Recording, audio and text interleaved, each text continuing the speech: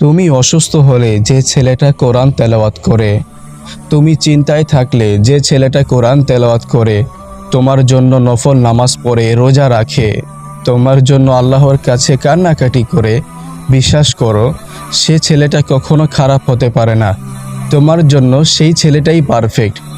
কিন্তু তুমি যদি না বুঝো, তাহলে তুমি এমন একজনকে হারাবে, পরে হয়তো সারা জীবন পস্তাবে। তাই যাকে ভালোবাসো, যে সৎ চরিত্রবান, তার পাশে থাকো। যদি তার হাত ছেড়ে দাও, যদি কারো বুদ্ধিতে তুমি তোমার প্রিয় মানুষকে ছেড়ে অনেক দূরে চলে যাও, তাহলে এমন একটা সময় আসবে যখন তোমাকে কেউ আগলে রাখতে পারবে না। তখন তোমার ওই প্রিয় মানুষের কথা মনে পড়বে। তাই সময় থাকতে নিজেকে শুধরাও, প্রিয় মানুষের হাত শক্ত করে ধরে রাখো, প্রিয় মানুষের সাথে থাকো জীবনে ভালো থাকার জন্য।